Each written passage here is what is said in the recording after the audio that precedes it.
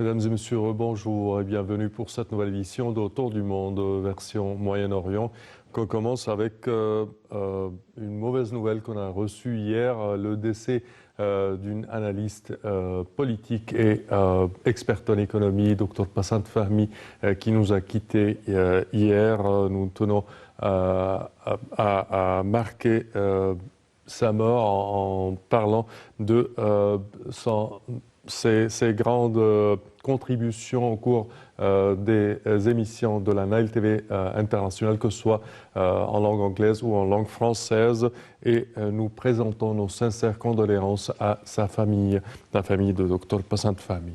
Et nous commençons tout de suite, chers téléspectateurs, notre édition d'aujourd'hui avec notre sélection de compte rendu. Le président Abdel Fattah el-Sisi a déclaré qu'il espérait accroître les échanges commerciaux et les projets d'investissement conjoints entre l'Égypte et le Koweït. Lors de son entretien avec le président de la Chambre de commerce et d'industrie du Koweït, M. Mohamed Jassim El-Sakr, le président el-Sisi a déclaré que le gouvernement égyptien souhaitait communiquer avec les investisseurs koweïtiens afin de soutenir leurs activités en Égypte et de surmonter les obstacles auxquels ils sont confrontés. Et voici un compte-rendu sur ce sujet. Lors de son entretien avec le président de la Chambre de commerce et de l'industrie du Koweït, Mohamed Jassim El-Sakr, le président el-Sisi a fait l'éloge des relations historiques entre l'Égypte et le Koweït à tous les niveaux, affirmant que le soutien à la stabilité du Koweït et de la région du Golfe faisait partie de la sécurité nationale de l'Égypte. L'entretien, qui a eu lieu en présence du chef des services des renseignements et de la ministre du Commerce et de l'Industrie, a abordé les moyens de soutenir le Conseil d'affaires égypto-koweïtien dans ses efforts pour accroître la communication et l'interaction entre les chefs d'entreprise des deux pays. Le président el-Sisi et le PDG de la Chambre de commerce et d'industrie du Koweït ont également examiné les investissements possibles et les projets communs, notamment dans les domaines des infrastructures, de l'énergie propre et du dessalement de l'eau. Il a également affirmé son plein soutien à l'amélioration de la circulation, du commerce bilatéral et des projets d'investissement conjoints entre les deux pays dans les différents domaines de développement, visant à atteindre les intérêts communs, soulignant la volonté du gouvernement de communiquer régulièrement avec les investisseurs koweïtiens pour soutenir leurs activités en Égypte et de surmonter les obstacles auxquels ils pourraient être confrontés.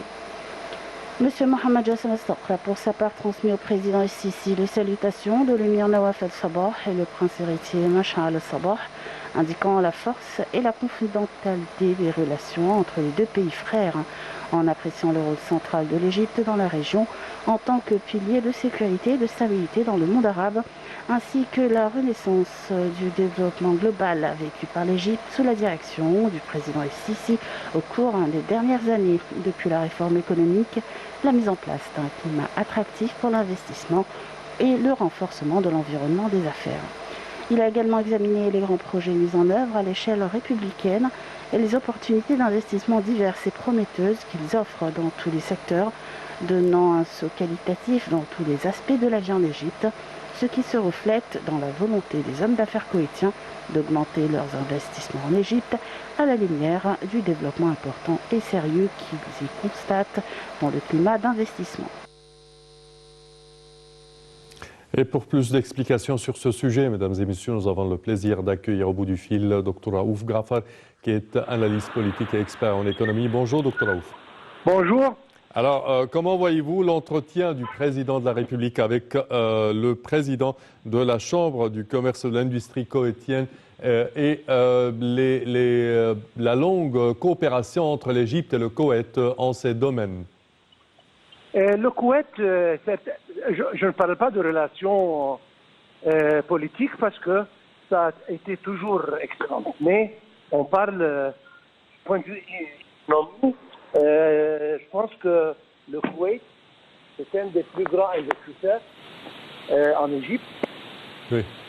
Et ça va continuer. L'entretien a été très amicable et on a confirmé que les intérêts de Koweït sont toujours présents, oui, et qu'il y a une promesse d'augmenter encore les investissements, surtout dans les domaines, beaucoup de domaines. Je peux mentionner la désalination de l'eau de mer, dans les nouvelles énergies propres, etc., etc. Donc, c'était simplement une confirmation que les relations économiques sont en croissance et vont continuer à croître. Cette année, le Premier ministre vient d'annoncer que l'année 2021 a témoigné d'une hausse remarquable du chiffre d'exportation égyptienne et certainement le Koweït fait part des pays à laquelle l'Égypte exporte des produits. Alors comment voyez-vous cette expansion? C'est-à-dire, c'est un indice extrêmement positif. C'est une chose, un effort remarquable. Je pense qu'on a atteint un record sur le plan exportation. On a dépassé les 40 milliards de dollars. Oui. Et selon les directives de notre président, nous devons réaliser 100 milliards, espérons que ça soit prochainement. Donc il y a certainement un effort remarquable sur ce plan et ça va continuer et nous espérons que, comme je viens de dire, notre production augmente et nos exports augmentent et si on dépasse même les 100 milliards comme les directives du président. Parfait, Dr Raouf Ghafar, nous tenons à vous remercier de vos explications. Merci à vous. Et nous enchaînons, chers téléspectateurs, avec cette information. Le président Abdel Fattah el-Sisi a reçu lundi un appel téléphonique de la présidente de la Commission européenne, Madame Ursula von der Leyen. L'appel a porté sur le renforcement de divers aspects de coopération bilatérale ainsi que la promotion des relations d'amitié et la poursuite de la coordination conjointe entre l'Égypte et l'Union européenne. La présidente de la Commission européenne a exprimé l'appréciation de l'Union européenne pour les relations fortes et distinguées avec l'Égypte, soulignant la volonté de l'Union européenne de continuer à faire progresser sa coopération à différents niveaux, compte tenu de ce que l'Égypte représente comme centre de gravité pour la région et louant la vision du président Sisi pour parvenir à un développement global dans le pays, ses efforts inlassables pour lutter contre le terrorisme, signalant également l'expérience réussie de l'Égypte dans la lutte contre l'immigration clandestine. Un nombre de dossiers ont également été évoqués où Mme von der Leyen a confirmé l'intérêt de la partie européenne pour la coordination en cours avec le président Sisi à propos de nombreuses questions internationales et régionales importantes, de même que l'accueil par l'Égypte du sommet mondial pour le climat COP27 prévu cette année à Sharm el-Sheikh. Et le ministre des Affaires étrangères, Sameh Shoukry, président en charge de la COP27, accueilli par l'Égypte en novembre prochain, a reçu hier un appel téléphonique du vice-président exécutif de la Commission européenne chargé des questions du changement climatique, Frans Timmermans. Monsieur Shoukry a apprécié la coopération prolongée qui lie l'Égypte et l'Union européenne à tous les niveaux, tout en exprimant son aspiration à davantage de coopération sur tous les plans. Le chef de la diplomatie égyptienne a de même souligné l'intention de l'Égypte à poursuivre ce qui a été réalisé et décidé lors de la COP26 à Glasgow, qui a créé une nette effervescence au niveau des efforts internationaux pour faire face au changement climatique, notamment les moyens susceptibles de réduire les effets négatifs de ce phénomène alarmant.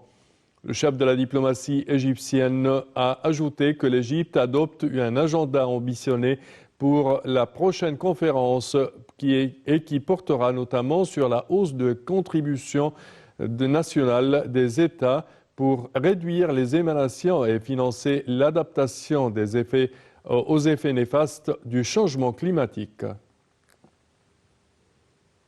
Et les forces navales saoudiennes et égyptiennes ont achevé lundi l'exercice bilatéral mixte qui a pour nom Morgan 17. Les manœuvres ont pour objectif de promouvoir la coopération entre les forces navales saoudiennes et égyptiennes pour tirer profit des capacités de combat des deux parties et favoriser un échange d'expertise au niveau des méthodes de mise en garde de la navigation maritime en mer Rouge afin de faire face à différentes menaces. Les activités se sont déroulées en 3 étapes, la théorie, l'exploitation et l'évaluation. Les participants ont été formés sur des navires, sur des ports et en mer, des scénarios tactiques, des exercices avec des munitions réelles et différentes manœuvres maritimes étaient également au programme. Et nous passons en Libye où le Parlement libyen a annoncé lundi son intention de désigner un nouveau Premier ministre à la tête du gouvernement intérimaire, une démarche susceptible d'exacerber les luttes de pouvoir. Après des années de conflits armés et divisions régionales entre l'Est et l'Ouest du pays, un gouvernement intérimaire a été mis sur pied il y a déjà un an sous l'égide de l'ONU pour mener la transition d'ici une double élection présidentielle et parlementaire initialement prévue le 24 décembre dernier. Censé être l'aboutissement de la transition post-Kadhafi, ces élections ont été reportées sur fond de désaccords entre camps rivaux, un pouvoir à l'Est incarné par le Parlement et Khalifa Haftar, et un autre à l'Ouest autour du gouvernement d'unité nationale d'Abdelhamid Dbeiba, basé à Tripoli. Le Parlement estime que le mandat de l'exécutif actuel avait expiré avec le report des élections, mais M. Dbeiba répète à l'envi qu'il ne cédera le pouvoir qu'à un gouvernement sorti des urnes. À l'issue d'une session tenue à Tobrouk, le porte-parole du Parlement a annoncé l'ouverture des candidatures pour le poste de Premier ministre, précisant que les candidats retenus seraient auditionnés par les députés le 7 février, ajoutant que le Parlement se réunira le lendemain pour choisir un nouveau Premier ministre intérimaire. Et des organismes de surveillance, des médailles et une diplomate américaine ont condamné les Houthis soutenus par l'Iran qui ont fermé plusieurs radios communautaires à Sanaa, tandis qu'un groupe de défense des droits de l'homme a appelé à la fin des mauvais traitements infligés aux prisonniers dans la ville. Reporters sans frontières a déclaré hier que les Houthis armés ont fermé dans la capitale yéménite 6 stations de radio qui ont refusé de diffuser des chansons à la gloire du mouvement. Le syndicat des journalistes yéménites condamne ces mesures arbitraires qui restreignent la liberté d'opinion et d'expression et exige la reprise rapide de la diffusion de ces stations de radio et la cessation de toutes les mesures illégales en tenant les Houthis pour seuls responsables de ces abus. C'est ce qu'a déclaré l'organisation dans un communiqué. Et nous terminons avec cette nouvelle sportive. L'Égypte avait battu le Maroc 2-1 en quart de finale de la Coupe d'Afrique des Nations, la CAN, dimanche, et rencontrera ce soir le Cameroun en demi-finale, un match très attendu. Les deux équipes les plus titrées de l'histoire de la Coupe d'Afrique des Nations, la CAN, vont enfin s'affronter ce soir à 20h. Les Pharaons auront l'occasion d'effacer la défaite de 2017 en finale de la CAN face au Cameroun. Lors de cette compétition, les Pharaons ont déjà battu le Maroc et la Côte d'Ivoire. De son côté, le Cameroun, pays hôte de la compétition, a gagné face à la Gambie. Egypt Air organise aujourd'hui 2 vols spéciaux vers l'aéroport de Yaoundé au Cameroun pour transporter 600 supporters de la première équipe nationale de football. Et de notre part, chers téléspectateurs, nous souhaitons nos meilleurs vœux à notre sélection nationale des Pharaons. Et malheureusement, chers téléspectateurs, notre édition vient de se terminer. Je tiens à vous remercier de votre fidélité. Merci à vous. Et je vous donne rendez-vous la semaine prochaine à la même heure. Au revoir.